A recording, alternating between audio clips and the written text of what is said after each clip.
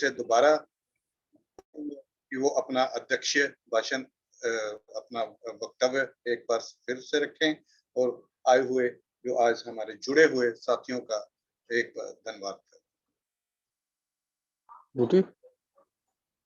हाँ, हेलो। हाँ जी जी साहब, आ रही है आवाज? जी सर, आ रही। चलिए, बहुत बहुत धन्यवाद। ना पुष्प गंधो पटिवात मेति, ना चंदन तगर मल्लिका वा, सा तंद गंधो पटिवात मेति, सब्बा दिशा संपुरुषो पवाति। अर्थात किसी भी फूल की सुगंध या चंदन या तगर हो, हवा की उल्टी दिशा में कभी नहीं जाती, परंतु सज्जनों की सज्जनता, महापुरुषों की महानता हवा की विपरीत दिशाओं अर्थात चारों दिशाओं में जाती है, सभी को सुगंधित करती है।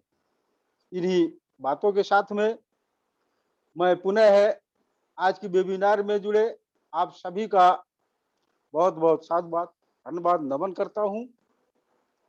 जैसा कि आज का जो विषय दिया गया, भविष्य की समस्या, स्वतंत्रता व संविधान पर खतरा, इस बात को लेकर थोड़ा सा हम भारतीय संविधान की ओर आप सभी का ध्यान आकर्षित करेंगे, जो भारतीय संविधान के उद्देश्य का है, प्रस्तावना है। हालांकि इस प्रस्तावना पर मानवर एडवोकेट आरसी धीमान प्रोफेसर साहब, उत्तर प्रदेश, लखनऊ, आपने बहुत अच्छे ढंग से सप्ताह में एक दिन का मौका मिलता है, इस प्रस्तावना का अर्थ उन्होंने आपने 4 या 5 बार 5 दिन तक का लगाया था। इस उद्देश्य की ओर हम आपका ध्यान थोड़ा सा रखना चाहते हैं। हम भारत के लोग भारत को एक संपूर्ण प्रभुत्व संपन्न समाजवादी पंथ निरपेक्ष लोकतंत्रात्मक गणराज्य बनाने के लिए तथा उसमें समस्त नागरिकों को सामाजिक, आर्थिक, राजनैतिक, न्याय, विचार, अभिव्यक्ति, विश्वास, धर्म और उपासना की स्वतंत्रता, प्रतिष्ठा तथा अवसर की समता प्राप्त करने के लिए व्यक्ति की गरिमा तथा राष्ट्र की एकता और अखंडता सुनिश्चित करने वाली बंधुता को बढ़ाने के लिए हम दृढ़ संकल्प होकर आज अपनी इस संविधान सभा में 26 नवंबर 1949 ईस्वी मित मार्गशीर्ष शुक्ला 7वीं संवत 2006 विक्रमी को एतत् द्वारा इस संविधान को अंगीकृत, अधिनियमित, आत्मार्पित करते हैं। साध साध साध। इस प्रस्तावना में भारतीय संविधान की संपूर्ण रूपरेखा सम्मिलित है। समय को देखते हुए हम हमारे जो साथी हैं आज की इस वेबिनार में, सम्मानीय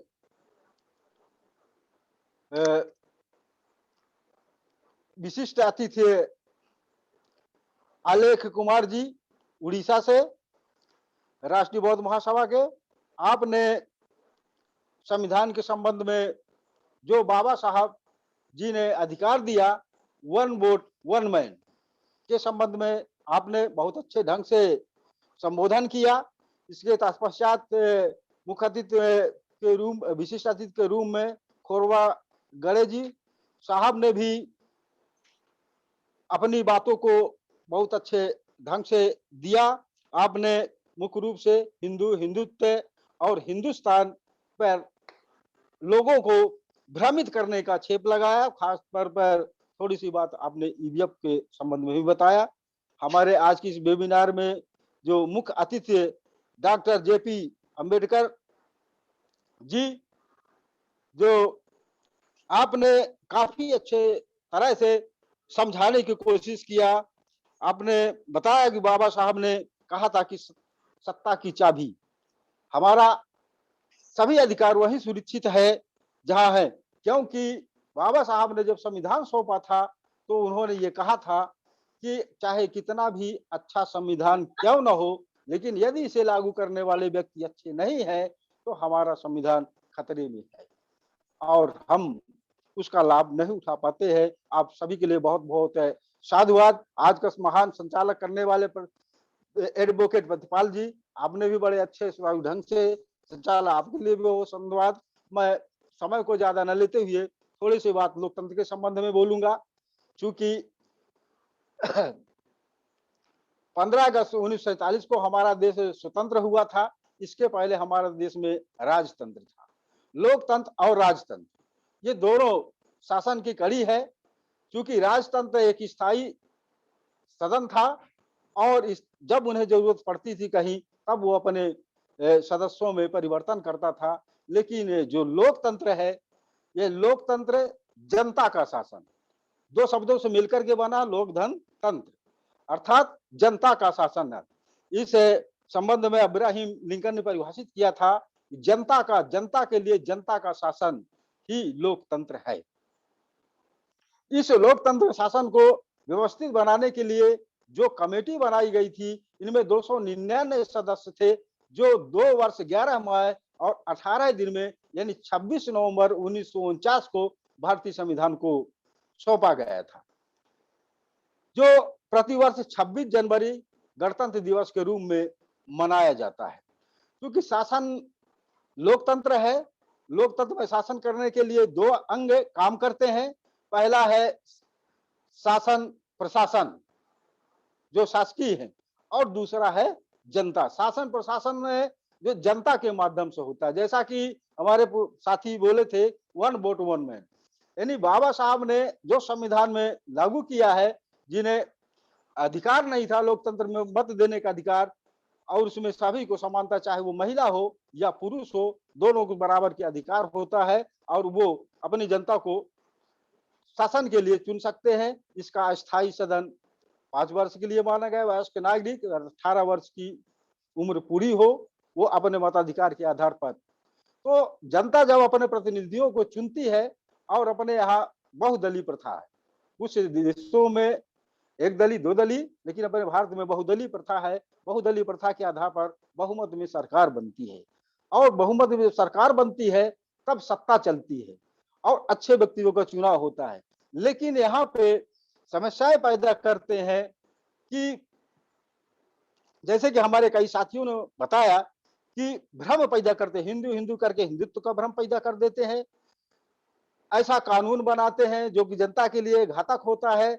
जैसे डॉक्टर अंबेडकर साहब ने बताया कृषि कानून के संबंध में, अभी मुख्य अतिथि महोदय जी ने अच्छे विस्तारित से बताया, जो भारतीय संविधान में हमारे जो मौलिक अधिकार हैं, 6 मौलिक अधिकार है, मौलिक अधिकारों का हमारा कैसा हनन हो रहा है। तो ये सभी चीजों को भ्रमित करके और हमारे देश को धीरे धीरे धीरे धीरे पूंजीपतियों के हाथ में बेचा जा रहा है।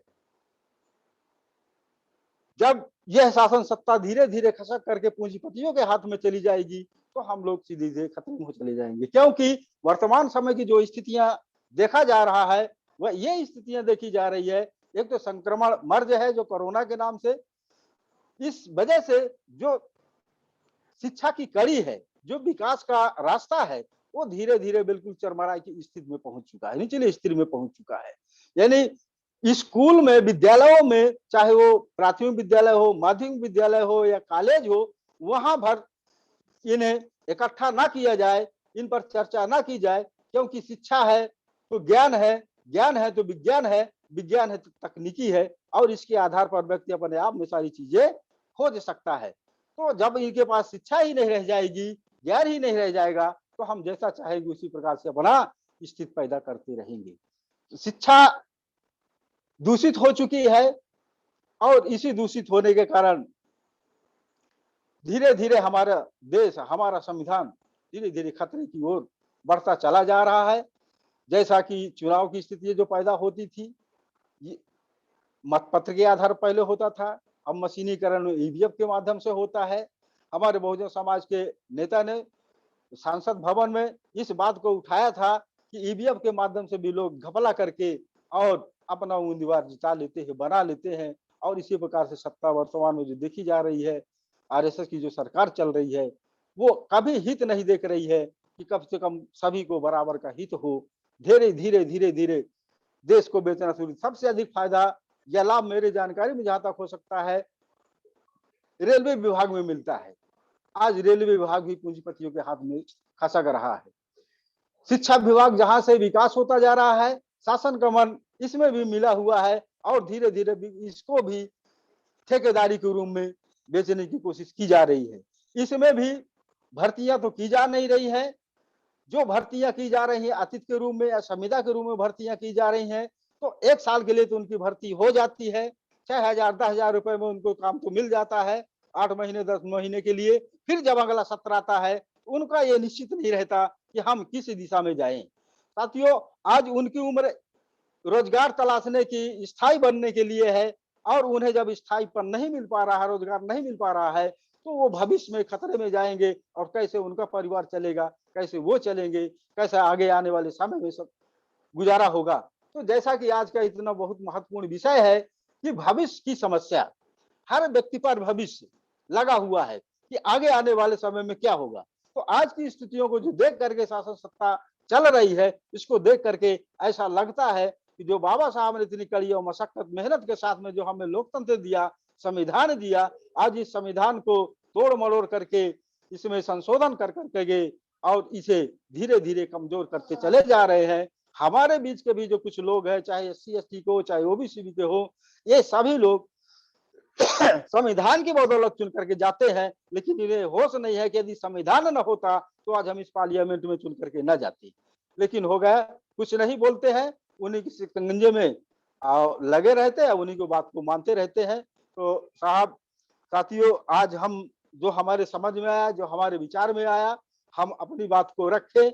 हमारे साथियों ने बहुत अच्छे ढंग से इस बात को जितना हो सका, जितना समय उन्हें मिला, समय को देखते हुए बहुत अच्छे ढंग से अपनी बात को आप सभी के समक्ष में रखे। आज के जो सफल संचालक एडवोकेट प्रतिपाल जी, तो आपने भी बहुत अच्छे ढंग से संचालन किया। आपको भी बहुत बहुत बधाई। अपने आप को भी मैं बहुत गौरवान्वित मानता हूँ। आप लोगों ने मुझे यहाँ पर बोलने का मौका दिया। अब जो थोड़ा बहुत समय है, ज्यादा समय हो चुका है, मैं चाहता हूँ कि हमारे भारतीय राष्ट्रीय बौद्ध महासभा के जो संयोजक राष्ट्रीय अध्यक्ष है, उनके भी अनमोल वचन आशीर्वाद के रूप में हमें मिले और उनके सहायक सम्माननीय कार्यवाहक बादल सिंह जी बौद्ध, ऐसा मैं चाहता हूं। और अपनी बात को यहीं से समाप्त करते हुए पुनः राष्ट्रीय बौद्ध महासभा में सभी जुड़े साथी उपासक उपासिकाओं, आप सभी के स्वागत वंदन अभिनंदन करता हूं। बहुत बहुत साधुवाद। जय भीम, जय भारत। साधु। बहुत बहुत